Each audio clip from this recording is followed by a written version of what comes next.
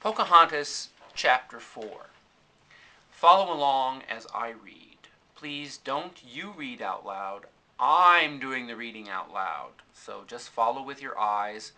I won't read too quickly. I won't read too slowly. I should be reading just at about the right pace. If you see words that you still don't understand, then just jump over them, guess their meanings. You can come back and work with those words later. This should be your first reading or your third reading. Remember, your second reading is your study reading where you work with the dictionary and you work with your study guide questions. Pocahontas, Chapter 4. Pocahontas kept telling herself that she would be a captive for only a short time. As soon as her father was told what had happened, he'd do whatever he had to do to free her. And as soon as Argall's ship reached Jamestown, messengers were sent to Powhatan, telling him that in order to have his daughter back, he must give up his guns, send back the English captives, and agree to peace. Pocahontas knew these were hard terms, but at least they were terms. She wasn't a common captive without hope of release. So, while she waited, she asked about John Smith. Only a few old-timers were left. Ancients, they called themselves. But whenever she met one, she asked, every time she was told what the Indians were always told, John Smith was dead. Pocahontas did not stay in Jamestown long. Sir Thomas Gates, back from England and governor again, and Sir Thomas Dale, now marshal of the colony, decided she should go upriver to live at Rock Hall, the 100-acre parsonage across from Henrico. With 5 forts surrounding the area, Pocahontas would be better protected in case the Indians should try to recapture her. She would also receive the best religious instruction. The English had no intention of letting Pocahontas slip through their hands without trying to turn her into a Christian first. 26-year-old Reverend Alexander Whitaker at Rock Hall, they figured, was just the man for the job.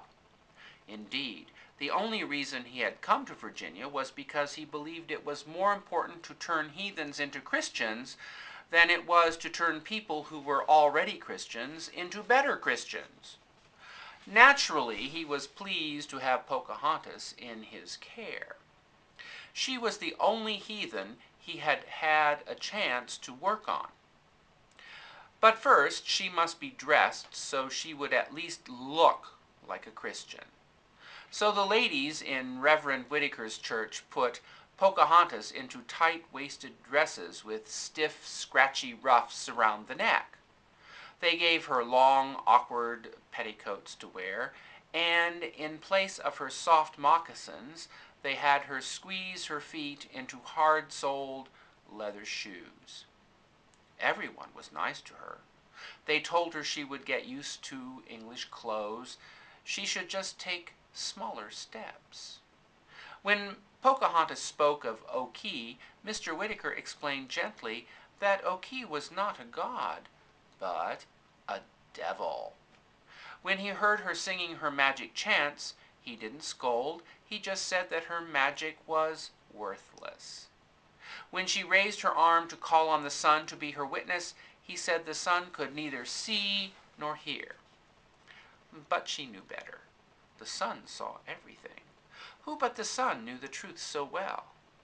Mr. Whitaker talked and talked, not only privately to her, but twice a day at church. There were new words: sin, idols, heaven, hell, but they may have simply drifted around her like falling leaves while she waited to go home. Weeks went by. Once a month, then 2. Weeks went by. 1 month, then 2.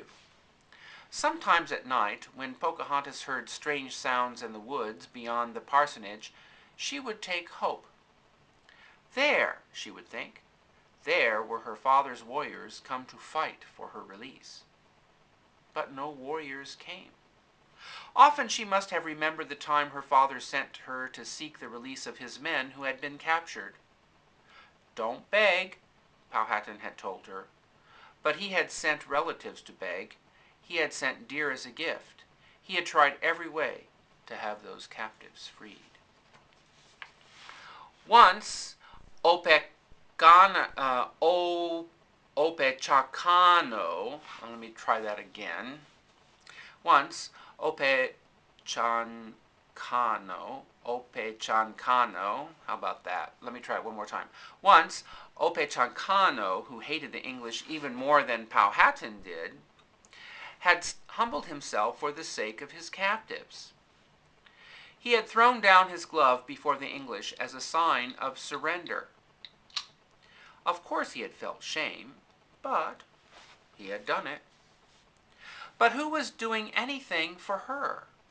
Sometimes she could not help but think, if John Smith were alive, this would not have happened. It was not until the end of the 3rd month that Powhatan replied to the ransom demands. He wanted his daughter back, he said, but unfortunately his weapons had all been lost or stolen. He had only 7 muskets left, and they were broken. Still, he sent them back along with 7 English captives. As soon as his daughter was returned, he would give the English 500 bushels of corn, he promised, and then he would make peace. Not for 1 minute did the English believe the story of the lost weapons, nor did Pocahontas. 7 broken muskets? Was that all she was worth? She knew her father loved his guns, but did he love them more than he did her? Had he not always said that she was as dear to him as his life? Was he so proud that he couldn't bend his knee even for her? Did he mean to let her stay here forever, always walking with small steps, speaking the sharp English speech like twigs snapping? Love you not me, love you not me? How long had it been since she had heard her own people speak? Long, flowing talk, but rough like water running over pebbles. Perhaps it was loneliness that finally drove Pocahontas to give Reverend Whittaker her attention. All her life she had lived close to sisters and brothers and aunts and uncles, believing what they did, doing everything together. Perhaps one day in church, looking at the people around her, she had thought, well, I will become one of them. If her people didn't want her, if she was to live here forever, what else was she to do?